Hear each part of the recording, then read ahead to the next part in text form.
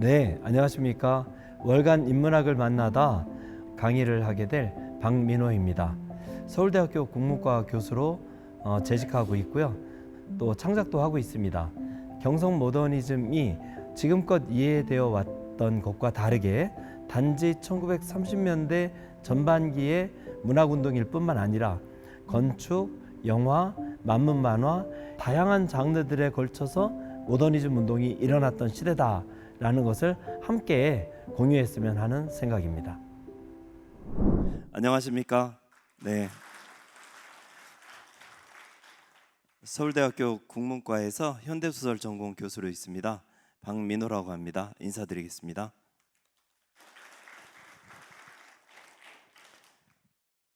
이렇게 생겼을 때랑 지금의 제가 좀 다르더라도 양해 부탁드립니다. 네. 자, 저는 현대 작가 연구를 좀 했다면 했다고 말씀드릴 수 있을 것 같아요. 작가 연구 박사 논문은 최만식이고, 그리고 이제 가장 최근에 낸 책 중에는 이광수 문학의 심층적 독해, 이광수를 어떻게 깊이 읽을 것인가 하는 문제고, 그리고 이제 그 전에는 또 이상문학의 방법론적 독해, 어떻게 이상문학을 잘 해석할 수 있을 것인가, 뭐 이런 걸 했었고요. 그 밖에도 작가 연구는 뭐 이호석이라든가 박태원이라든가 최인훈이라든가 뭐 여성 작가도 좀 더 했고요. 나혜석이라든지, 나혜석은 왜 그 친구가 김미렵이 어디에 있었죠? 덕산에, 충남 예산 덕산에 수덕사에 그 스님으로 있었죠. 그래서 그 밑에 수덕여관에 기거에 있었잖아요, 나혜석이. 제가 고향이 충청남도 예산군 덕산면, 인연이 좀 깊은 편이죠. 그래서 나혜석 연구도 논문 쓴 게 있고 김미렵도 쓴 게 있고 그렇습니다. 그런데 이제 오늘 여기 계신, 오늘 왜 이렇게 많이 오셨죠? 제가 강의하는 중에 제일 많이 오신 것 같아요. 네. 이렇게 그 문학 연구하는 사람이 이렇게 큰 청중 앞에서 뭐 얘기하기 참 어렵거든요. 좋은 기회라고 생각을 합니다. 이렇게 찾아주셔서 정말 감사하다는 말씀 드리면서, 오늘의 그 강의 주제는 두 번에 걸쳐서 할 텐데, 오늘의 강의 주제는 그 경성 모더니즘이라고 하는 것을 얘기를 하면서 1920년대의 문학 예술에 관해서 이야기를 하겠다, 이렇게 얘기를 했거든요. 그리고 나서는 이제 다음 시간에는 경성 모더니즘의 가장 중요한 두 작가인 이상과 박태원에 관해서 말씀을 드리겠다, 이렇게 두 개로 짰어요. 첫 번째, 오늘의 그 강의 주제, 그러니까 경성 모더니즘과 한국의 문학 예술이라고 하는 강의 주제에 그 1920년대 문학 예술을 왜 도대체 얘기가 되느냐, 이게 사실은 조금 우리가 학교라든지 이런 데서 경성 모더니즘이라는 말을 듣고 또 이상이다 박태원이다 하는 작가들에서 좀 그 알아온 분들에게는 왜 하필이면 1920년대 문학예술 가지고 얘기하는 거야, 이렇게 의문을 가질 법하거든요. 왜냐하면 한국에서 모더니즘은 대개 문학에서 모더니즘을 많이 얘기하는 것으로 돼 있고, 모더니즘 작가는 박태원이나 이상인데 이들이 주로 활동했던 시기는 1930년대니까. 그런데 도대체 왜 1920년대지? 라고 하는 문제를 염두에 두시면서 오늘 얘기를 들어주시면 좋겠다. 그런데 오늘의 논점은 경성 모더니즘이라는 게 도대체 뭐냐 하는 겁니다. 경성 모더니즘, 물론 서울의 일제강점기 때의 그 서울의 이름이 경성이죠, 그렇죠? 일본어로는 게이조라고 했고, 그러니까 이것은 일제강점기에 서울을 기반으로 해서 생겨난 모더니즘 비행이구나, 이렇게 얘기를 할 수가 있겠죠, 그렇죠? 이렇게 간단히 이해를 할 수 있겠지만 조금 더 들어가 보자는 것이고, 그 다음에 또 하나는 1920년대 문학예술은 경성 모더니즘에서 어떤 의미를 갖느냐, 두 가지를 가지고 말씀을 드려보겠다, 이렇게 생각을 합니다. 그럼 이제 경성 모더니즘에 대한 기존은 원래는 어떻게 이해를 해왔느냐, 대개는 이 경성 모더니즘이라면 경성을 기반으로 한 모더니즘인데, 그것은 1930년대 전반기에 주로 발행했기 때문에 1930년대 전반기 모더니즘이라고도 얘기되고, 또 다른 방식으로 얘기하면 구인회라고 하는 문인단체를 중심으로 활동했기 때문에 구인회 모더니즘이다라고도 얘기되는, 그래서 지금까지는 경성 모더니즘이라는 건 뭐냐, 그것은 바로 1930년대 전반기 모더니즘이요, 문학을 중심으로 한 이상이나 박태원이나 정지용이나 이런 작가나 시인들을 중심으로 한 모더니즘이요, 그리고 구인회라는 그룹을 중심으로 했기 때문에 구인회 모더니즘이다, 이렇게 얘기들을 해왔었다 이거죠. 그런데 그것은 또 그런 이해, 1930년대 전반기에 이 경성 모더니즘을 위치짓는 방식은 바로 이 문제입니다. 카프 문학이 위기에 봉착하면서 문학 자율주의가, 그러니까 문학은 문학이야, 정치랑 너무 가깝게 직접적으로 정치와 직접 관련 짓는 건 좀 피해야 돼. 그럼 카프가 무엇이었기에? 카프는 바로 문학을 정치와 밀접하게 연관짓는 그런 문학 사조였다는 거죠. 그런 맥락에서 그것을 지향하려고 한 문예 사조가 바로 1930년대 전반기에 있었다, 이런 얘기가 되는 거예요. 그래서 1930년대 모더니즘이다 할 때는, 경성 모더니즘이다 할 때는 바로 그 카프 문학에 대한 대립. 카프 문학은 뭐냐? 다들 아시겠지만 카프는 조선 프롤레타리아 예술동맹이죠, 약자가.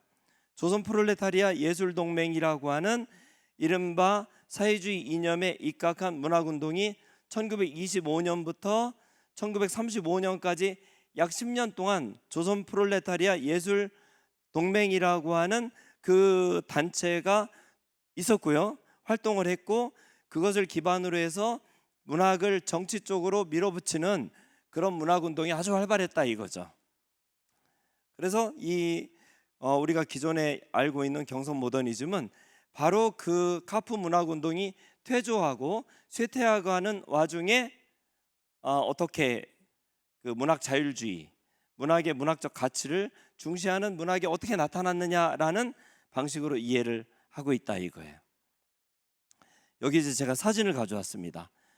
1935년 5월에 카프 해산인데요, 이게 지금 조선중앙일보라고 하는 신문입니다. 조선중앙일보가 지금 어디에 있냐면 옛날 화신백화점 자리, 그러니까 종로 사거리, 종로 일가 사거리에 보신각 있고, 이쪽에 보신각 있고, 그 맞은편이 국세청 빌딩 있잖아요.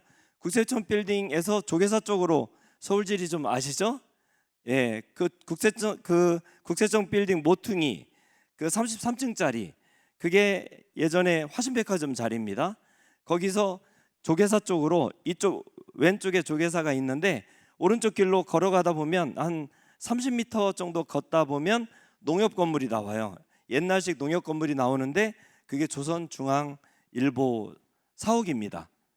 옛날 조선중앙일보 사옥인데, 그런데 이 조선중앙일보는 옛날에 조선일보만 있고 동아일보만 있었던 게 아니라 조선중앙일보라는 것도 있었거든요.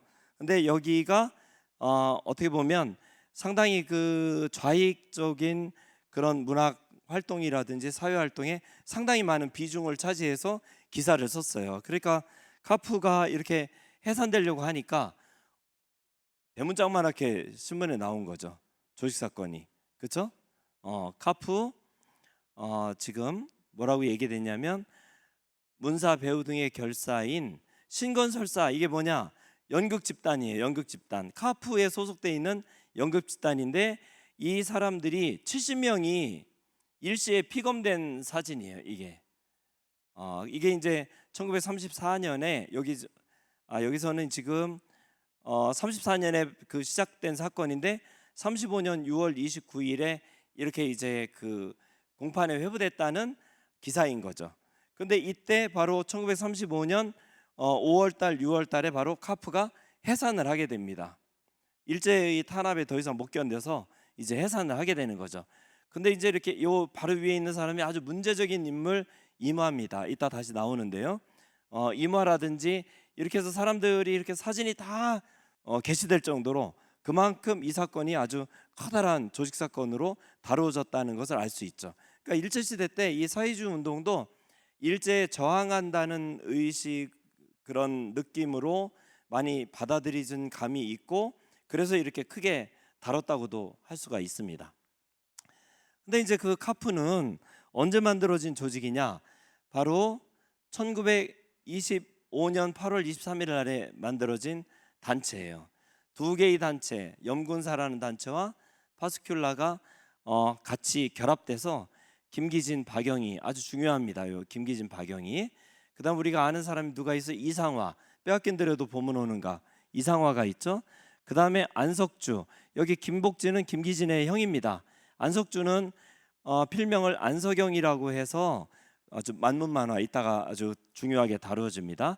또 조명희는 아시죠? 그 조명희는 저 연해주에 가서 그 소련 스탈린 체제하에서 이제 사형당한 그런 문인입니다. 그래서 이제 이런 다양한 인물들이 그 1925년에 결성을 했고요. 그런데 이제 그 중요한 인물들이 많습니다만 박영희라는 그 백조파의 원래 백조파의 시인이었던 월광으로 짠 병실 이런 시들로 유명했던 박영희가 바로 이 김기진에게 그 마르크시즘을 수용해서 나중에 더 급진적인 이론을 전개합니다. 그다음에 이제 그보다 나이가 어린 임화 시인이기도 했고요. 아주 중요한 인물입니다. 그리고 김남천 본명은 김효식이고, 그런데 이 임화하고 이민식 그다음에 김효식 그 김남천 이 두 사람은 더 급진적으로 박영희보다도 더 급진적으로 가서 방영전환은 뭘 의미했냐면, 야 지금까지의 문학운동은 자연 발생적으로 했다. 그런데 이거 목적의식적으로 해야 돼. 이렇게 이제 목적의식적 문학운동을 이렇게 주장을 했는데, 이 목적의식적 문학운동이라고 하는 것은 사실은 제가 80년대 학번인데요. 그때는 제가 약간 학생운동 물을 좀 먹었거든요. 그러니까 이제 그러다 보니까 급진적인 이론들도 많이 공부를 했어요. 그래서 특히 이제 그때 당시에 좀 급진화된 학생들은 80년대 중반부터 말에 걸쳐서 90년대 초에 걸쳐서 어떤 공부를 했냐면 뭐 마르크스, 레닌 이런 거 굉장히 많이 읽었어요. 근데 레닌의 팜플렛에 보면 책자 중에 뭐가 있냐면 What is to be done? 무엇을 할 것인가? 뭘 해야 돼? 당을 건설해야 돼. 그리고 뭘 해야 돼? 전의를 양성해야 돼. 그 전의가 왜 전의를 왜 양성해야 돼? 그것은 혁명의식은 자연적으로 만들어질 수가 없고 오히려 고차적인 이론적인 학습이나 이런 거에 의해서 만들어지기 때문에, 그러니까 이제 그런 이론을 가져다가 바로 이 박영희는 방향전환, 어디로 방향전환한다? 자연 발생적인 운동에서 목적의식적이고 전위적인 대로 나가야 된다. 이렇게 이제 주장을 했었어요. 이마와 김남천은 그걸 더 한술 더 뜨죠. 그래서 맨세비키, 볼세비키 왜 러시아 혁명 중에 나오잖아요. 그래서 볼세비키화 해야 된다라고까지 얘기를 했었습니다. 그러다 보니까 이제 이 아주 그 말하자면 문학 창작을 정치적 의식과 밀접하게 연관지으려고 하는 그런 이론을 갖고 있었고, 그러다 보니까 이제 그런 와중에 이제 일제에서는 카프 검거 사건, 카프를 탄압하는 그런 이제 사건들을 일련의 사건들을 일으키게 되는데, 그게 하나는 제1차 검거 사건이라고 하고 31년에, 그다음에 제2차 검거 사건이라고 해서 1934년에 두 개의 어떤 그런 검거 선풍을 일으켜서 카프를 적극적으로 탄압을 하게 됩니다. 그러니까 이제 1차 사건 지나서는 점차 쪼그라들기 시작했는데 2차 사건에서 이제 상당히 충격을 받고, 그러면서 35년에 어떻게 됩니까? 이렇게 해산을 하게 되는 거죠. 그런데 그것은 외적인 위기고, 내적인 위기는 아까 말씀드렸던 것처럼 목적의식적으로 해야 된다, 볼세비키화 해야 된다 이렇게 되니까 거기서 정치주의적인 창작이 정치주의적으로 도식화되는 양상이 나타나면서 여기에 대한 저항이 카프 맹원들 내부에서도 활발하게 이제 나타나게 됩니다. 그래서 여기 나오는 이 신유인이라는 사람, 이 사람은 그 뭐라고 했냐면 창작 방법의 고정화에 항하여, 왜 이렇게 창작 방법이 고정화돼야 되느냐, 왜 이렇게 목적의식적으로 해야 되고 왜 그렇게 정치적 과제를 제시하는 쪽으로 나가야 되느냐 하는 것에 대해서 이렇게 상당히 이제 반발을 했고요. 그래서 그런 평론을 발표했고, 그러다 보니까 또 하나 이제 그 박영희는 자기가 볼세비키화를 주장했던 저 방향전환을 주장했던 그런 이론가거든요. 카프의 이론가인데 아주 유명한 말, 문학사에 나와 있는 아주 유명한 말을 남겼어요. 뭐냐면 예술은 무공, 아무 공로도 없이 전사를 할 뻔했다. 다만 얻은 것은 이데올로기며 카프 예술활동, 카프의 조직활동을 통해서 뭐라고 했다? 다만 얻은 것은 이데올로기며 상실한 것은 예술 자신이었다. 아주 유명한 말이죠, 이게. 그래서 마르크시즘 문화예술 운동에 대한 그 비판적 성찰로서 박영희가 얻은 것은 이데올로기고 잃어버린 것은 예술 자신이었다. 이런 말을 이제 내놓는 식으로까지 이제 반성을 하게 되는데, 그게 몇 년도라고요? 여기 보면 34년도고 여긴 31년도잖아요. 그렇죠? 그러니까 30년대 전반기에 이르면 벌써 이제 카프의 창작 활동에 대한 비판, 조직 활동에 대한 비판이 강렬해진다 이거죠. 바로 그런 흐름 속에서 나타난 게 뭐냐면 구인회입니다. 구인회가 창립이 됩니다. 33년이에요. 그러니까 1차 검거 사건과 2차 사건의 바로 중간에 구인회라는 단체, 뭐 하겠다고 했냐면 수년한 연구의 입장에서 상호의 작품을 비판하며 다독다작할 뿐이다. 그래서 카프의 정치주의적 문학관과는 선명하게 대비되는 예술주의적 입장과 태도를 표명했습니다. 그래서 이제 구인회가 조직됐다는 게 이렇게 신문에, 또 조선중앙일보에 나와 있죠. 근데 이 조선중앙일보에 누가 있었냐면 예나지금이나 어떤 문화활동 같은 게 있잖아요.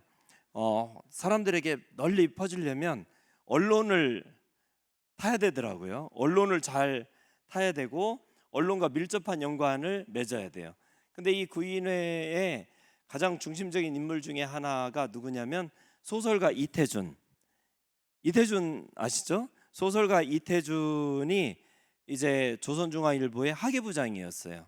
문예부 쪽에 기자로 있었기 때문에 바로 이런 작은 기사도 처음에는 구인회가 그렇게 대단한 단체로 나왔던 게 아님에도 불구하고 이렇게 구인회가 조직됐다 하는 소식까지 이렇게 내놓아졌던 거죠. 그런가 하면 매일신보에는 조용만이라는 사람이 있었고요. 그리고 이제 조선일보에는 김기림이 있었고, 그러니까 구인회의 그 구성원 9사람 구성원의 상당 부분이 신문사에 소속돼 있는 사람이에요. 조선중앙일보, 매일신보, 조선일보 이런 데 기자들로 돼 있고 학예부에 관계하고 있으니까 그들의 활동이 쫙 전 조선 사회에 활발하게 이렇게 알려지게 되죠. 그것도 그 중요한 이 구인회의 멤버들이 중요한 그 활동, 어떤 문학사적인 중요성을 부여받는데 크게 역할을 했다고도 볼 수 있는데요. 그런데 보면 원래 발의는 누가 했느냐? 카프 맹원이 했어요. 맹원이었던 이종명, 김유영과 이종명 하는 이 영화인들입니다. 이 사람은 이제 시나리오 쓰는 사람이고 김유영은 영화 감독인데, 왜 우리 작가 중에 최정희라고 돌아가신 최정희라는 작가가 있죠? 김동완의 두 번째 부인이셨고, 그렇죠? 그래서 이제 그 최정희가 아주 유명한 작가인데 그 최정희의 첫 번째 남편입니다.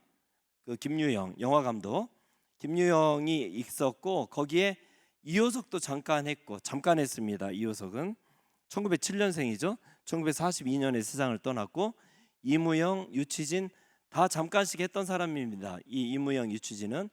그리고 이제 이태준이 상당히 중요한 인물입니다. 철원 원래 그 연해주 쪽에서 태어나서 철원이 원래 고향이고 그 가게가 철원 쪽이죠. 그리고 조용만, 이름은 많이 안 알려졌지만 매일신보 기자였고, 김기림 아주 중요한 사람입니다. 평론가였고 시인이었고, 정지용 뭐 너무나 잘 알고 계시죠. 이런 사람들이 중심이 돼서 구인회라는 것을 이제 만들면서 시작을 했다. 그래서 이 구인회는 9사람의 문학인이라는 뜻이고, 구인 9사람의 문학인이 모였다 하는 것이 되고요. 그 다음에 이제 구성원들이 어떤 사람은 나가고 어떤 사람은 다시 들어오면서 이제 뭐 인원은 9사람보다 많은 것 같은 거죠. 전부는. 그런데 특히 이제 중요한 사람이 아까 말씀드렸지만 나중에 누가 들어오냐면 박태원이 들어옵니다. 박태원. 그다음에 이제 이상이 들어오고요. 김유정이 또 있습니다. 그리고 구인회가 아주 중요한 작가 집단이었다는 걸 알 수가 있죠. 그다음에 김환태가 있는데요. 김환태는 어디 사람이냐면 전라북도 무주 사람이에요. 무주 사람. 이 김환태는 일반에는 많이 알려져 있지 않은데 이 사람이 주창한 게 뭐였냐면 순수 문학론이라는 것이에요. 순수 문학론. 문학을 순수하게 해야 된다는 게 무슨 뜻이냐? 순수 문학론은 김환태를 지나서 김동리에 이르고 김동리가 해방 후에 주창을 하면서 나중에 참여문학론과 대립하게 되면서 마치 사회적인 것과는 상관없는 그런 어떤 문학적인 것만을 하는 것이 순수문학이다 이렇게 얘기되는 것처럼 돼 있었지만 그렇게 이제 변모가 돼버렸지만 원래 김환태가 주장한 순수문학이라고 하는 건 뭐냐? 그것은 바로 순수한 입장에서 순수한 입장, 어떤 게 순수한 입장이냐? 순전히 자기를 통과해서 자기가 무엇이 문학적 가치가 있는 건지를 자기 주관으로 자기 중심으로서 파악해서 그렇게 해서 변화하기 힘든 자기만의 신조를 얻어서 그 신조에 입각해서 밀어붙이는 문학이 바로 순수한 문학이다. 그냥 외부에서 뭐 모더니즘이라고 하니까 그게 좋다니까 하고 리얼리즘이라고 하니까 또 하고 뭐 상징주의라고 하니까 하고 이런 방식이 아니라 자기의 어떤 경험과 지식을 통과해서 얻은 자기의 어떤 가치의식을 단단히 해서 그에 입각해서 하는 문학을 순수문학이라고 했었습니다. 그러니까 의미가 좀 달랐죠. 그런데 이 김환태가 일본의 규슈 제대에 그 유학을 했었고 그러면서 규슈 제대에서 뭘 했냐면 오스카 와일드, 왜 아일랜드 작가였던 오스카 와일드 있죠? 오스카 와일드라든지 월터 페이터라든지 이런 사람들을 전공해서 상당히 영문학에 밝은 사람이었어요. 스스로는 영문학에 밝았으면서도 사실은 어떤 외래사조의 그냥 무분별한 수용과는 다른 어떤 자기의 어떤 가치 판단에 입각한 문학을 주창했다는 점에서 김환태가 상당히 중요합니다. 일반에는 잘 안 알려졌죠. 무주에 가면 김환태 그 문학관이 있어요. 무주에. 그래서 이제 이런 사람들이 이렇게 활동을 하게 되는 거죠. 그래서 이제 신문에서도 이렇게 그 동아일보에서도 나고 또 구인회가 개최한 시와 소설 밤 행사도 하고 이렇게 하면서 그 언론을 통해서 그들의 활동이 신속하게 전달이 되게 됩니다. 그리고 이제 그러면서 또 시와 소설이라는 이런 기관지도 내게 되고요. 그러다 보니까 이제 카프파였던 백철에게서 무의집하다, 이 사람들 의지가 별로 없는 사람들이다.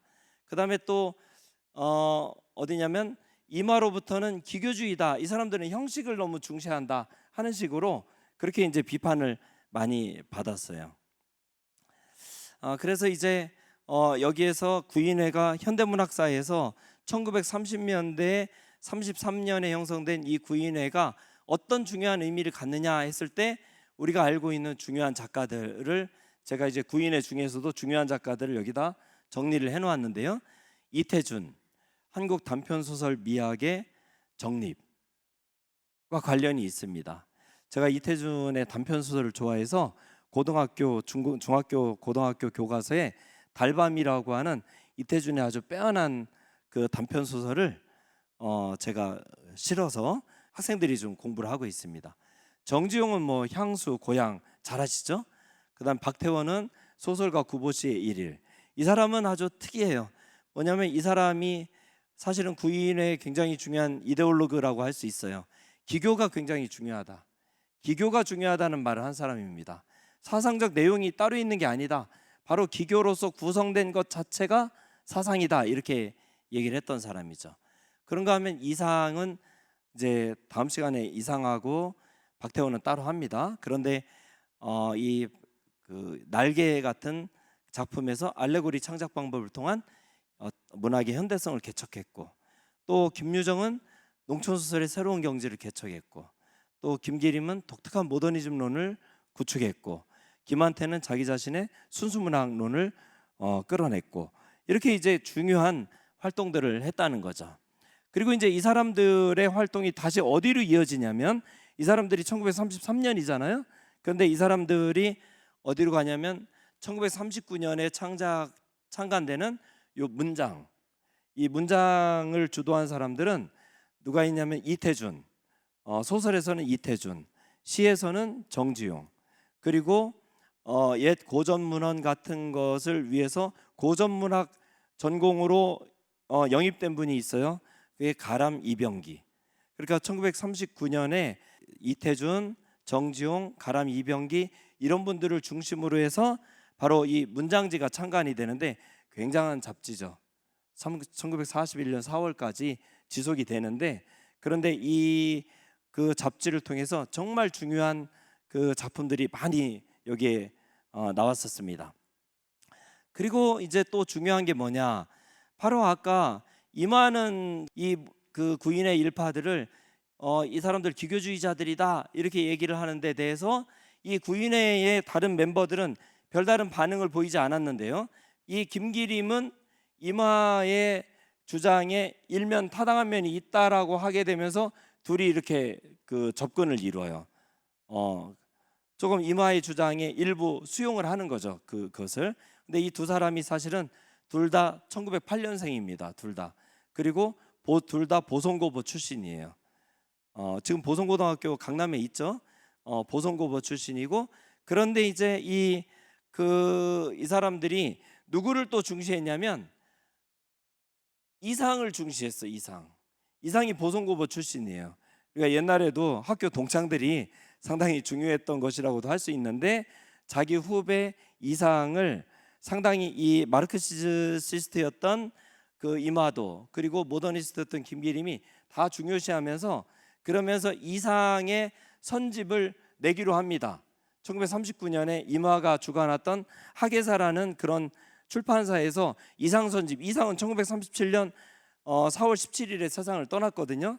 그런데 그 사람의 유고집을 내주기로 했어요.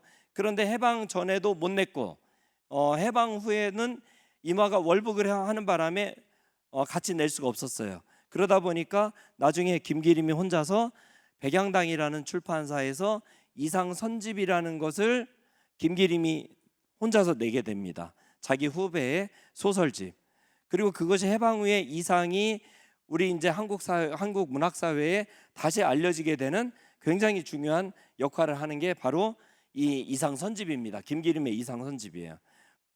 자, 이런 식의 바로 구인회와 이상, 박태원을 중심으로 해서 1930년대 전반기에 그 전까지를 풍미했던 카프의 정치주의적 문학운동에 대한 반동으로서 문학 자율성, 기교, 형식 이런 것들을 강조하는 이 구인의 문학을 중심으로 해서 1930년대 모더니즘, 즉 경성 모더니즘을 이해했던 것과 다르게 저는 좀 이거 좀 넓게 봐야 되겠다 하는 생각을 하게 됐던 것이에요. 자, 그래서 그러면 경성 모더니즘 하는데 도대체 경성 모더니즘이 뭐야? 모더니즘이라는 게 뭐야? 했을 때 뭐냐면 바로 모더니즘이란 모더니티에 대한 미적 반응이다. 뭐 복잡하게 생각할 것 없이 모더니즘이 뭐야? 그것은 바로 그 모더니티, 즉 현대성에 대한 미적 반응, 또는 조금 더 날카로운 반응, 또는 뭐 현대성에 대해서 반응하고자 하는 것, 그런 예술은 다 모더니즘으로 총칭할 수 있어요. 도대체 그러면 현대성이 뭐야? 이렇게 물으셔야 되잖아요. 현대성이 뭐야? 현대라는 것은 이런 거죠. 옛날에는 신분제도였는데 지금은 뭐예요? 개인주의죠. 그렇죠? 신분제도의 어떤 신분적 차별이 없어졌잖아요. 다 신분적으로 평등하죠. 그러니까 사회 구조 계층 면에서는 이렇게 신분 질서가 있었던 것이 전 현대라면, 현대는 모두 평등한 것. 그렇죠? 과거는 봉건제가 지배를 했다면 이 생산 양식에서 자본주의적인 것. 그렇죠? 남녀 관계에서 남존 여비가 전 현대의 어떤 주된 사상이었다면 그것이 다 해체되어 가는 것. 이게 이제 그런 것이죠. 뭐 이런 식으로 현대라는 것은 사실은 삶의 문화의 각 모든 부면에서 과거와 대비되는 논점들을 갖고 있는 것이죠. 현대라는 게 뭐냐? 바로 남녀 평등의 시대고 자본주의 시대고 개인주의의 시대고 또 평등의 시대고 그다음에 과학기술이 발전하는 시대고 이런 식으로 얘기를 할 수 있죠. 그런 현상들에 반응하려는 예술을 우리가 모더니즘이라고 할 수 있고, 그런데 그 중에서도 그러다 보니까 과거의 것에 대해서 새로운 것을 강조하는 경향을 띠게 돼요. 새로운 것이 중요한 것이다 하는 느낌을 갖게 되는 거죠. 모더니즘의 새로운 것에 대한 가치 부여를 요약해 주는 말이 하필이면 또 마르크스가 아주 중요한 그 말을 했어요. 모든 단단한 것은 공기 속으로 녹아 사라진다. 영어 공부 좀 해볼까요? All that is solid. 모든 단단한 that is solid. 단단한 모든 것은 melts into 이렇게 해석해야 되죠. 녹아 사라진다. 어디로? 공기 속으로. 멋진 말이에요. 선생님들 다 핸드폰 갖고 계시죠? 그렇죠? 다 단단한 거죠. 딱딱한 거죠. 그렇죠? 5년만 지나 보세요. 그거 좋은 겁니까? 나쁜 겁니까? 그거 별 볼 일 없는 것이 돼버려요. 그렇죠? 물론 여기서 왜 골동품도 있잖아 이렇게 하지 마세요. 그건 예외니까. 그런데 현대 자본주의 사회는 바로 어떤 사회예요? 이 단단한 모든 것은 공기 속으로 녹아 사라져 버리는 시대예요. 그러니까 더 새로운 것, 더 새로운 것, 더 새로운 것, 새 것이 가치를 부여받아요.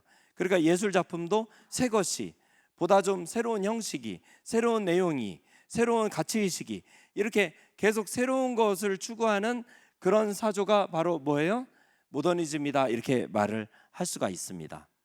그런데 이게 조금 더 깊어지면 새 것만 추구하다 보면 그거 만족하지 않잖아요. 그렇죠? 오래된 것, 전통, 이어받은 것, 이런 것이 또 중요하다는 것을 깨닫게 되기도 하잖아요. 그러니까 새로운 것에 대한 과민한 열정이 나중에 그것에 대해서 정신이 점차 들면서 전통도 중요해라는 것까지도 모더니즘 안에 들어오기도 해요. 그러니까 모더니즘이라는 게 좀 복잡한 것이죠. 그래서 이 모더니티라는 것을 보면 말씀드린 대로 우리가 사는 시대가 보여주는 모든 성질, 현대가 보여주는 재반 특징들을 다 모던하다고 할 수 있고, 그것의 모던한 것이 뭐냐라는 것을 문제 삼고 그것에 대해서 그것을 형상화하고 문제 삼고 문제 제기하고 하려는 문학, 예술, 이것들을 모더니즘이라고 할 수 있다, 이런 얘기예요. 이렇게 해서 이제 1860년경부터 제 생각에 따르면 이렇게 종교도 현대화되고, 그 다음에 신재호가 판소리를 정리해가지고 이런 사람이 고창에서 그 판소리를 정리한다든가 문학을 이렇게 변화시키려는 흐름도 나타나고, 그러면서 이제 현대 사회를 향해서 나아가고, 그런 예술의 흐름, 사회의 흐름 속에서 한국에서 도대체 모더니즘이라고 하는 건 언제 나타났을까? 아까 1930년대 전반기라고 했는데 그때 나타난 거야? 이렇게 이제 얘기를 해볼 수가 있잖아요. 제가 생각할 때는 그보다 먼저 더 일찍부터 한국에서는 모더니즘이 발흥하기 시작했다. 답부터 말씀드리면 그게 바로 1920년 전후부터, 즉 3.1운동 직후 즈음에서 한국에서 모더니즘, 즉 현대적인 것을 추구하려는 그런 그 미적 반응과 예술 사조와 사회 운동과 이런 것들이 나타났다고 보는 게 이제 저의 생각이 돼버린 것이에요. 그런데 이제 그런 것을 위해서 저 혼자 그냥 근거도 없이 그냥 내가 그렇다면 그런 거야 라고 말씀드릴 수는 없잖아요. 그러니까 이제 제가 근거들을 이렇게 주장할 수 있는 근거들을 찾다 보니까 어디에 아주 좋은 선례가 있냐면 알렉스 캘리니코스라고 하는 이 사람은 신좌파예요. 뉴레프트, 영국 신좌파인데 유럽에서 마르크시즘이 다 퇴조한 다음에 이 마르크시즘 또는 레프티즘을 좀 더 활성화시켜야 되겠는데 기존의 방식으로는 안 되겠다 해가지고 다른 방식으로 여러 가지로 추구하던 사람 중에 하나인데, 이 알렉스 캘리니코스라고 하는 사람이, 이 사람이 주장하기를 모더니즘이라는 건 참 이상해. 뭐냐면 우리가 모더니즘은 현대성을 추구하는 거니까, 그 예술이 또 그것에 예민하게 반응하는 거니까 어떻게 된다? 이 사회가 더 많이 현대화되고 더 빨리 현대화된 곳에서 모더니즘이 더 많이 반응하지 않겠어? 더 급진적으로 발전하지 않겠어? 이렇게 말을 할 수가 있잖아요. 그런데 알렉스 캘리니코스가 연구를 해보니까, 뭘 연구를 해보니까 바로 비엔나 모더니즘을 연구해보니까, 비엔나 모더니즘, 비엔나가 지금 어디입니까? 오스트리아의 서울이죠. 오스트리아 수도죠. 그렇죠? 그래서 그 시대에 1900년대 초기에 10년대, 20년대, 30년대 이때 비엔나를 중심으로 해서 일어난 모더니즘 운동을 그 도시명을 붙여서, 우리가 경성이라는 도시명을 붙여서 경성 모더니즘 이렇게 하듯이 그 도시명 붙이는 모더니즘 이름이 제일 먼저 성립한 것 중에 하나가 어디냐면 바로 비엔나 모더니즘이에요. 비엔나 모더니즘. 근데 이 비엔나 모더니즘이 굉장한 모더니즘이거든요. 그래서 이 책이 선생님들 이 책 사서 보셔도 좋아요. 근데 아마 하나는 절판됐고 한 출판사에서 아직도 나오긴 나오는데, 이 비엔나 모더니즘이 뭐냐라는 것을 설명한 거예요. 그 설명한 사람 이름이 칼 쇼르케라는 사람인데, 이 사람이 아주 잘 썼어요. 세기말 비엔나라는, 여기 판본이 다른 건 세기말 비인이라고 나왔죠. 요게 최근 판본이고 요게 옛날 판본일 거예요. 그런데 이 칼 쇼르스케에 따르면 아까 이 칼 쇼르스케의 논의를 참조하면서 누가 얘기했어요? 알렉스 캘리니코스가 뭐라고 했어요? 야, 모더니즘은 자본주의가 제일 빨리 발전하는 곳에서 가장 많이 발달하는 게 아니야. 모더니즘은. 그럼 뭐야? 후발하는 곳에서, 늦게 발전하는 곳에서 더 강력하게 나타날 수가 있어. 모더니즘이. 왜냐가 중요해요. 왜냐? 광범위하게 그 나라 전체가 전체적인 규모로 보면 아직 전근대적인 자치가 너무 강해. 전부 농촌이야, 농촌. 근데 그 중에 도시는 몇 개 되지 않아. 근데 도시가 뭡니까? 바로 현대성의 가장 중요한 특질 중에 하나죠. 현대 사회는 도시 사회죠, 보면. 그러니까 광범위한 농촌 지역을 배경으로, 광범위한 낡은 삶의 양식을 살아가고 있는 사람들을 배경으로, 특히 수도를 중심으로 해서 외부로부터 새로운 것들, 빨리 발전하는 것들이 막 들어와. 그러다 보니까 그 시대를 살아가는 사람들이 뭘 느껴요? 바로 이 새롭게 들어오는 그런 새로운 것과 그 다음에 익숙했던 그 낡은 것들, 오래된 것들, 전통적인 것들 사이에 굉장히 그 어떤 극적인 대비를 맛본다는 거예요. 충격적인 대비를 맛봐. 그 충격적인 대비가 바로 뭐다? 바로 이 강력한 모더니즘의 원천을 이루게 된다. 이렇게 얘기를 하는 것이에요. 비엔나 모더니즘은 거기 중요한 화가들이 있죠. 그렇죠? 아주 장려한, 굉장히 화려한 세계입니다. 이 비엔나 모더니즘은 정말 들어가면 들어갈수록 재미있는 그런 탐구거리를 많이 갖고 있는데, 근데 이 비엔나 모더니즘은 뭐냐? 합스부르크 왕조의 수도였던 비엔나를 중심으로 펼쳐진 문학만 있는 게 아니더라고요. 가보니까 문학, 음악, 철학, 과학, 언어학 별거 다 있어. 전부 이런 모든 분야에서 현대화 운동 같은 것이었어요. 그 다음에 전근대적 왕국의 중심이자 현대적 외부의 충격에 노출되어 있던 비엔나라는 지정학적, 사회문화적 위치의 근본적인 토대를 가지고 발행한 그런 사조더라 이거예요. 그래서 보니까 이것은 장르복합적 운동이더라 이거예요. 회화에서의 클림프의 그림, 클림트 아시죠? 구스타프 클림트, 아주 그림 아름답죠? 클림트, 그 다음에 코코시카, 에곤 슐레. 건축에서의 요거 올브리치라고 썼는데 발음하기에 따라서요 올브리히라고도 발음하거든요. 근데 요제프 마리아 올브리히라는 요 건축가의 전시가 제가 바로 그 비엔나에 갔던 그때 바로 전시를 하고 있었어요. 그래서 도대체 요제프 마리아 올브리히라는 남자예요. 근데 이 설계 건축가는 어떤 사람이지? 한번 하여튼 비엔나 모더니즘을 공부하러 왔으니까 한번 들어가 봐야 되겠다 하고서 그 전시회를 딱 들어갔어요. 들어갔더니 이 사람은 말하자면 없는 게 없이 만들어 놓은 거야. 요거 클림트죠. 에곤 실레의 포옹이죠. 그렇죠? 그리고 자, 요제프 마리아 올브리히입니다. 비엔나 모더니즘 그런 것들을 그 전시해 놓고 한 건축물을 설계도 했어요. 그런데 이 요제프 마리아 올브리히 그 전시를 들어가니까 이 사람이 그 설계한 거는 건축물 이런 커다란 것만 한 게 아니에요. 숟가락 포크까지 다 했어. 숟가락 포크 장롱.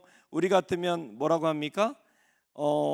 그 이제 어머니가 저보고, 제가 하도 학생 운동하고 막 이렇게 하니까 어머니가, 야 나는 너 때문에 점장이한테 갔다 왔더니 점장이가 말하기를 너는 소목이라더라. 대목이 아니야 이놈아. 소목이니까 정치 같은 거 하려고 하지 말고 공부나 해, 그러셨거든요. 소목이 뭡니까? 소목은 장롱 같은 거 만드는 목수죠. 대목은 뭐예요? 절 짓거나 궁궐 짓거나 뭐 한옥 짓거나 이렇게 커다란 거 하는 거죠. 그러면 그런 식으로 따지면 이 요제프 마리아 올브리히는 어떤 사람이에요? 소목이자 대목이야.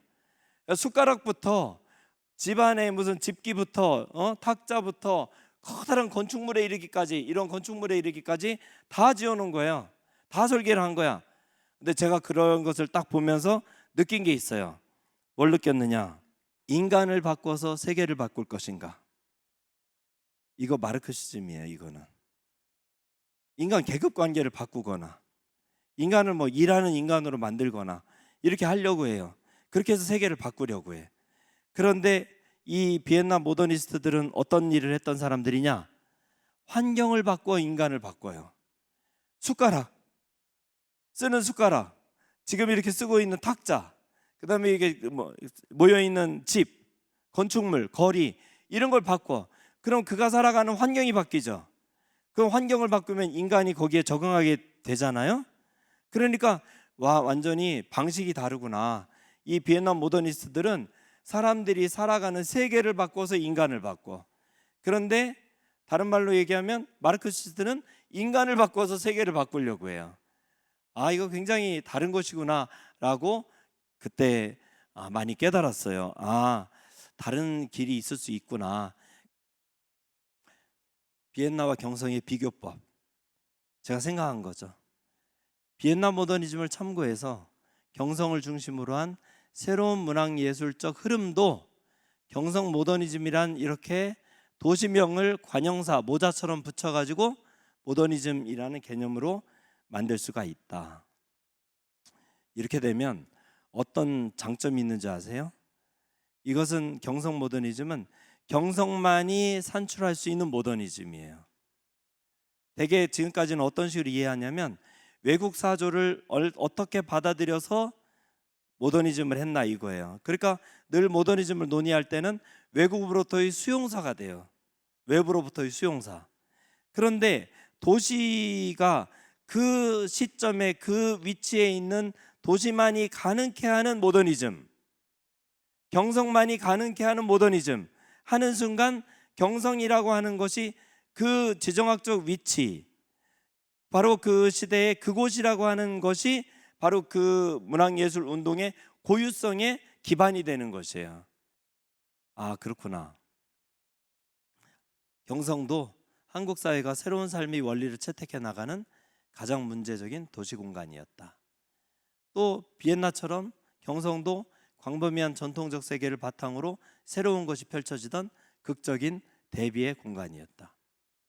그리고 그런 새로운 것과 낡은 것의 대조는 경성 모더니즘의 원천이 되었던 것이다. 자, 우리가 보는 경성인데요.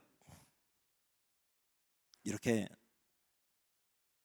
삥 둘러싸여 있죠. 4개의 산에 의해서. 그렇죠? 남쪽은 남산이요, 북쪽은 북악산이요, 서쪽은 무슨 산일까요? 인왕산이요, 동쪽은 낙산이다 이거죠. 그래서 4개의 산에 의해서 이렇게 둘러싸였던 도시가 이제 더 넓은 쪽으로 확장되어 가면서 이제 1910년대, 20년대의 경성을 이루게 되는데요. 제가 생각하는 이 경성 모더니즘을 새롭게 정의를 내려봤어요. 그러면 경성은 전통과 새로움이 극적인 대조를 형성하면서 작가들, 시인들, 인문학자들로 하여금 문제적 작품과 문제적인 실험을 낳을 수 있도록 해주는 원천이 되었다. 그리고 이를 중심으로 이러한 경성을 토대로 중심으로 새롭게 발행한 문학예술상의 흐름이 바로 경성 모더니즘이다. 이렇게 넓게 경성 모더니즘을 정의할 수 있다면 그 경성 모더니즘의 운동은 언제부터 시작되었다고 볼 수 있느냐? 적어도 1920년경부터 시작되었다고 봐야 된다. 즉 3.1운동 직후부터 뚜렷한 그 모습이 보이더라. 어디까지 가느냐? 30년대 전반기를 지나서 40년경까지도 가는 약 20년에 걸친 장기 복합적인 문화예술 운동이라고 할 수가 있겠더라. 이렇게 되는 겁니다. 자, 그런 것을 위해서는 중요한 것이 경성이 어떤 도시적인 어떤 변화를 가졌었는가가 가장 중요한 기본적인 어떤 이해, 그런 이해를 필요로 하는 것이겠죠. 그래서 저는 항상 일본이 도시계획 새로 해줬다 이렇게 말하지 않습니다.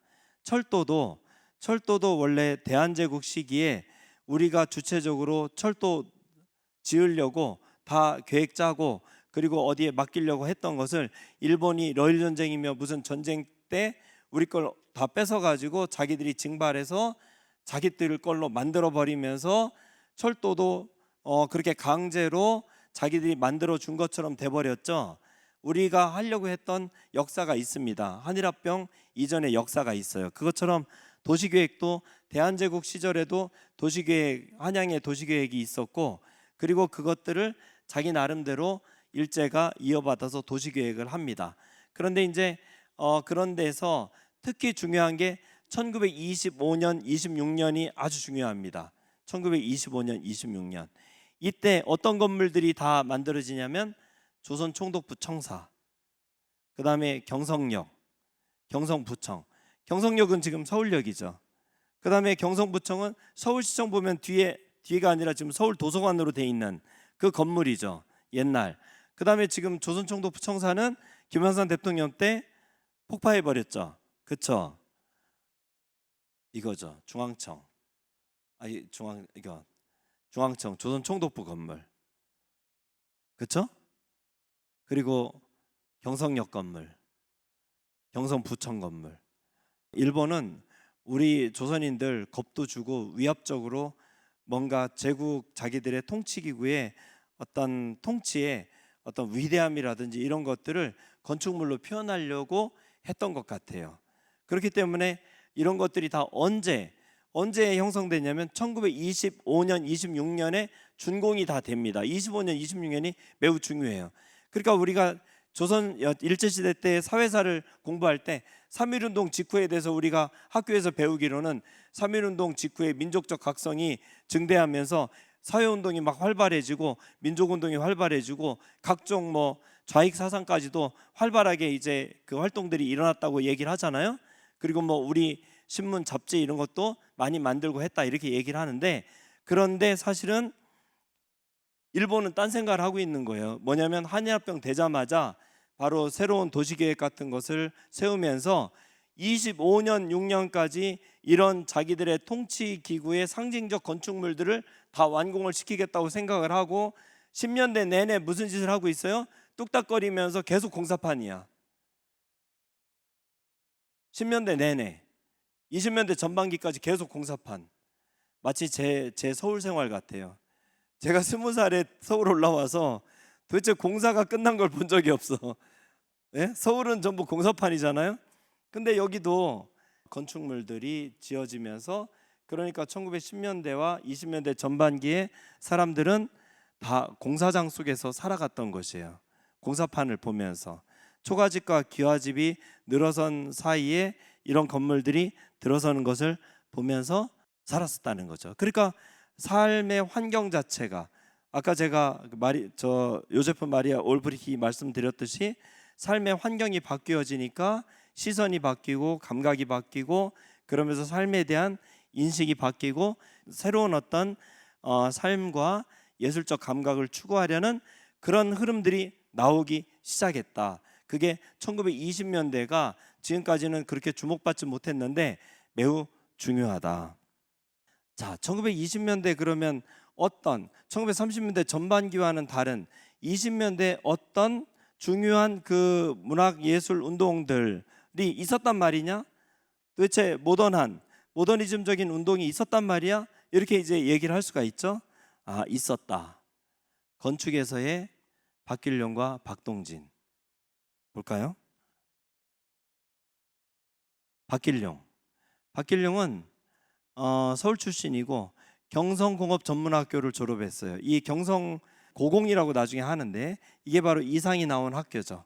이 사람이 조선 총독부 청사 감독에도 참여를 했었고 그 조선 총독부 기수로서 활동을 하고 나중에 기사도 되는데 그걸 그만둔 다음에 뭘 설계를 했냐? 경성제대 본부 건물, 한청빌딩 건물, 그다음에 해화전문 본관 등 이런 것들을 지었다고 했어요.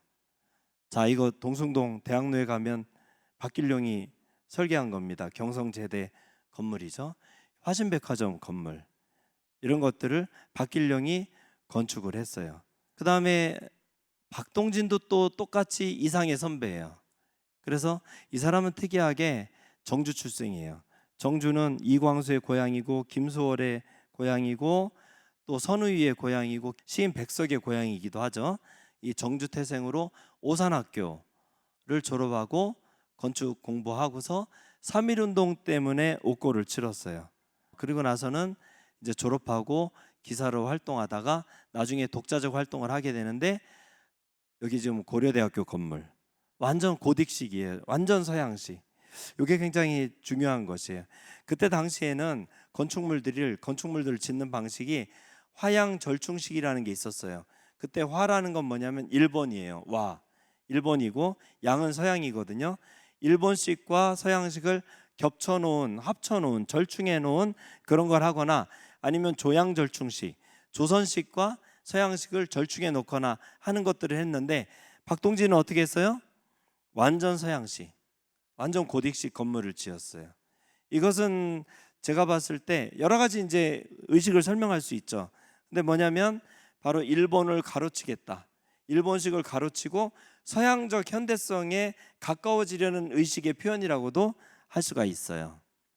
영락교회도 남대문교회도 다 이 박동진이 설계를 했다고 되어 있습니다. 그러니까 상당히 급진적인 그런 설계를 했던 그런 건축을 했던 사람이라는 것을 알 수가 있죠.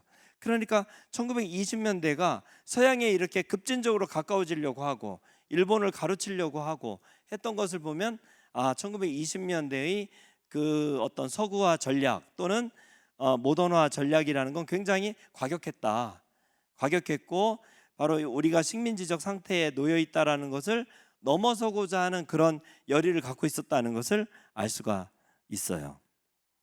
그 다음에 이제 또 건축에서 이런 두 사람이 아주 중요합니다. 안석영이라는 사람이 아주 중요합니다. 서경 안석주라는 사람인데요. 이 사람이 1901년생인데 이 사람은 뭘 공부한 사람이냐면 일본에서 서영화를 공부했어요. 서영화를 공부한 사람이고 그 다음에 중요한 게 우리나라 최초의 사파가라고도 할 수 있어요. 신문 연재소설에 사파를 그린 사람이죠. 또 그런가 하면 연극도 했었고 카프에도 결성에도 참여했었고 또 중요한 게 무성 영화에 관련돼 있어요. 영화 심청을 감독을 했다. 이런 사람이죠. 이 사람이 어떤 것을 했느냐 하면 이런 걸 했어요. 만문 만화라는 걸 그렸어요. 만문이라는 게 뭐냐면 만문, 흐트러진 문장. 그다음에 만화, 흐트러진 그림. 만화는 카툰, 우리가 얘기하는 만화죠. 그렇죠? 만화를 그려놓고 그 옆에 글을 써놨어요. 풍자적인 글을 써놨어요. 이것은 바로 현대적인 삶을 풍자하기 위해서 이렇게 글과 그림을 합쳐서 예술적 효과를 발휘한 독특한 양식이었어요. 근데 이 안석영이 이것을 일본의 어떤 사람보다도 아주 강력하게 잘 그린 그런 만문 만화가였다고 할 수 있어요. 자, 선생님들 이거 무슨 그림일까요? 여성들이 지금 기차나 전철이나 버스를 타고 있죠. 왜 이렇게 한쪽 팔뚝이 길어? 뭐 하려는 거예요? 시계자랑이에요. 시계자랑하는 이 여성들의 어떤 부유층 여성들의 허위의식, 허위적인 여성을 풍자적으로 그린 거예요. 가상소견이잖아요. 길거리에서 본 것을 내가 풍자적으로 쓴다 하는 요게 일이거든요. 연작이에요. 그래서 모던 걸의 장신 운동이다. 몸을 어떻게 한다? 장식하는 운동. 시계로 장식하는 거죠. 그래서 다들 시계 하나씩 차고서 자랑한다. 이미 물질적 삶이 우리 세계를 딱 포괄하고 있는 모습을 극적인 만문 만화의 모습으로 표현하고 있어요. 요건 1925년 11월 5일에 조선일보에 이렇게 그린 것이에요. 만화로 본 경성이에요. 어떤 모습이죠? 어떤 모습? 마치 뭉크의 뭐 같죠? 절규 같죠? 뭉크의 절규 같죠? 제 이 그림 보고 참 생각한 게 많아요. 이 사람은 경성이라는 도시를 감싸고 있는 어떤 공포, 삶의 공포죠. 먹고 살기 참 어렵잖아요. 직업 구하기 어렵잖아요. 그렇죠? 그런 공포를 그렸어요. 못 살게 죽겠네, 죽겠네, 못 살겠네 해도 뭐 늘어가는 것은 뭐 술집이라는 식의 얘기, 다 죽겠다고 하는데 술집은 또 늘어가고 한다는 얘기, 이런 얘기를 쭉 써놨어요. 아주 극적이죠. 근데 이 모습에서 저는 그 당시의 시대를 이렇게 지배하고 있는 공포의 모습, 삶의 힘겨움, 삶에 대한 공포, 이런 것들을 이 사람 참 잘 포착했구나 하는 것을 볼 수가 있었던 것이에요. 그 다음에 영화가 중요해요. 영화는 이게 뭘까요? 그 시문이라는 왜 상록수의 작가도 영화에 대해서 상당히 깊은 관심을 갖고 있었어요. 그래서 제가 선생님들께 시문의 글을 통해서 당시 영화가 얼마나 한국에서 많이 관심을 가지고 그때 새로운 예술의 총화로서 떠오르고 있었나, 1920년대에. 근데 이제 그 글은 언제 쓴 글이냐면 1931년 7월 5일이니까 1920년대 영화 운동을 결산하는 글이라고도 할 수 있어요. 근데 조선 영화인 언파레드라는 글이에요. 언파레드가 뭐죠? 온 퍼레이드는 뭐냐? 왜 배우들이 연극 같은 거 하고 공연 같은 거 했잖아요. 그러면 뭐 커튼콜 막 나와서 인사하라고 막 박수 치죠. 연습해 볼까요? 박수 한번 쳐보세요. 그러면 이제 마지못해서 나온다는 듯이 배우들이 나와가지고 쭉 서서 인사를 하잖아요. 이게 언파레드예요. 이렇게 커튼콜에 답해서 일렬로 서는 거, 이걸 온퍼레이드라고 하는데, 그러니까 영화인들을 일렬로 세워서 설명들을 해주는 거예요. 근데 보면 재미있는 게 조일제, 즉 장안몽을 쓴 이수일과 심순의 이야기, 즉 일본의 금색야차를 번안한 조일제 같은 사람도 영화의 중요한 제작자였어요. 그래서 그 설명들을 쭉 해놨죠. 윤백남도 있었고 이경손도 있고 안종화도 있고 그 다음에 김유영, 여기 최정희 남편이었던 이런 사람들이 있는데, 이경손에 대해 설명하면서 그를 대할 때마다 누구를 연상한다? 채플린을 연상한다. 1930년대 초반에 이미 20년대 채플린의 존재가 잘 알려져 있었고, 바로 그 한국의 채플린이군 이렇게 했어요. 이경손을 가지고. 그리고 1920년에 김동인이 쓴 마음이 옅은 자여라는 소설에 보면 거기에 채플린을 보러 극장에 가는 주인공의 모습, 김동인 소설에 그게 나오는 것도 볼 수가 있습니다. 또 그때 당시 신문에 보면 이게 분장한 채플린 맞아요? 무슨 아기를 갖다 놓은 것 같은데 실제로 채플린이라고요. 사진은 세계에서 희극 배우로 유명한 찰리 채플린 씨의 아들 되는, 어쩐지 아들이지, 스펜서 채플린 군입니다. 이렇게 이제 나와 있던 거죠. 그래서 채플린의 모습이 이미 1920년대에도 적극적으로 수용돼 왔었다는 것입니다.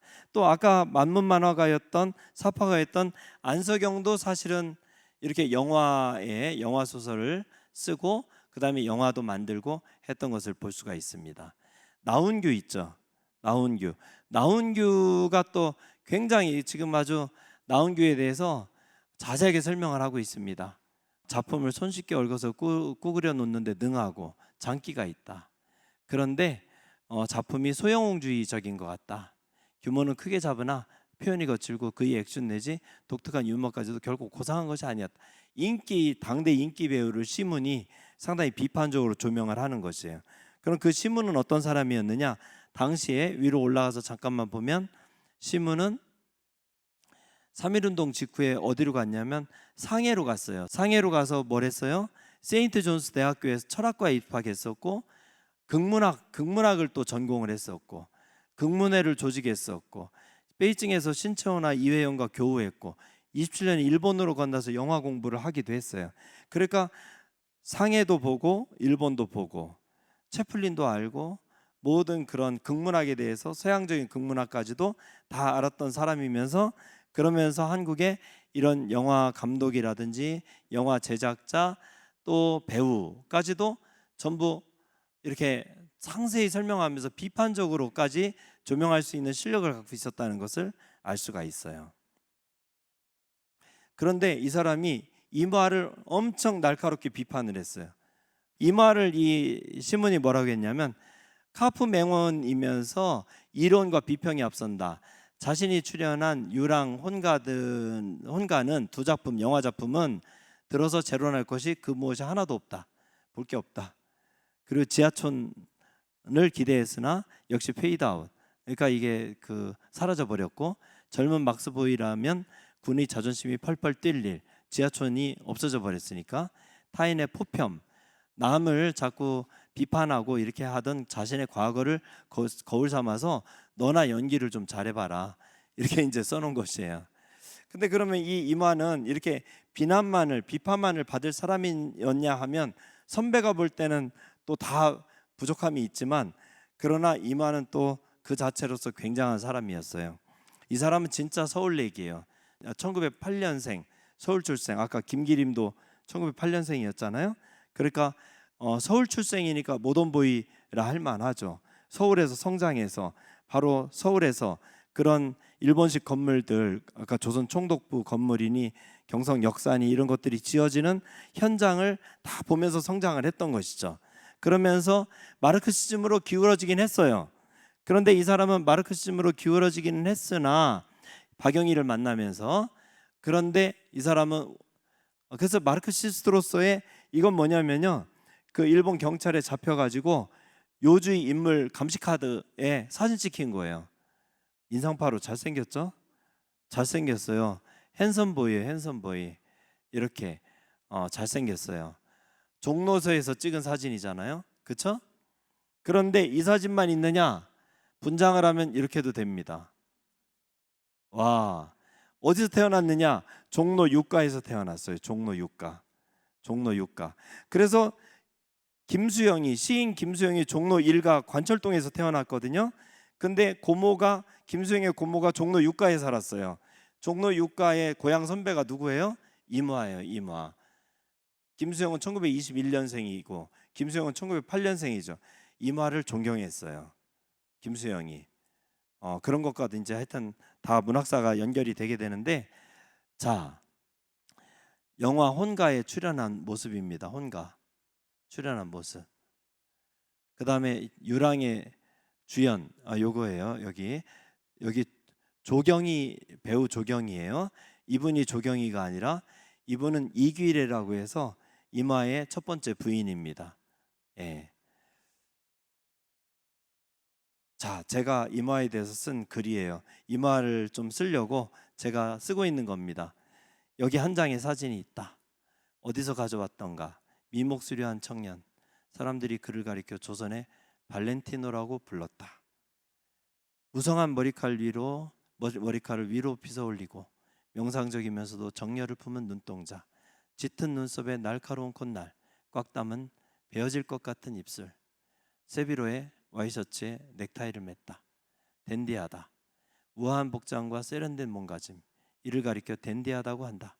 문학에서는 댄디는 예술가적 자존심을 보여주는 정신적인 귀족주의를 가리킨다고 한다. 댄디를 말하자면 어디로 거슬러 올라가느냐? 샤를 보들레르와 오스카 와일드로 거슬러 올라가지 않을 수 없다. 그들은 댄디스트였고 겉멋이상으로 댄디즘을 끌어올린 예술가들이었다. 대중으로부터 스스로를 구별하려는 의식, 그들은 황금주의적 체제의 저항인 반항아들이었다. 누군가는 이효석을 오스카 와일드에 비교 댄디스트라 불렀지만 이마야말로 더 일찍 댄디즘에 눈뜬 댄디보이, 모던보이였다. 루돌프 발렌티노가 실제로 배우가 있습니다. 그래서 이탈리아 출신의 미국에서 활동하다 요절한 영화 배우가 발렌티노고요. 그래서 그 발렌티노가 이런 게 있습니다. 자, 그래서 오늘은 1920년대로까지 모더니즘의 개념을 확장해야 된다. 그리고 그렇게 하게 됐을 때 이 1920년대의 모더니즘은 문학이 중심이 아니다. 문학이 중심이 아니라 건축이, 그리고 영화가, 만문 만화가, 이런 것들이 앞을 서서 어떤 모던 한국의 모던 예술 운동을 끌어가게 되는 것이다 하는 말씀을 드렸고요. 그 다음에 이제 장르 복합적인 예술 운동으로서의 모습을 갖고 있었다. 그리고 20년부터 30년대 말까지 약 20년에 걸친 장기 지속의 문화예술적 실천이었다. 그렇기 때문에 이것을 세 개의 시기로 나누게 되는데, 저는 1기는 20년 전후부터 30년경, 오늘 공부한 20년대의 경성 모더니즘의 영화, 건축, 그리고 만문 만화, 이런 것들 중심의 문화예술 운동입니다. 2기가 되면 우리가 알고 있는 구인의 모더니즘, 이상과 박태훈 중심의 모더니즘이 등장을 하게 됩니다. 3기가 되면 37년 이상의 죽음을 전후로 해서 시작되어 40년 내지는 42년경에까지 이르는 그런 어떤 또 다른 시기로 나누어서 공부를 할 수 있게 된다라고 말씀드릴 수가 있겠습니다. 강의는 이것으로 마치고요. 네, 감사합니다. 네.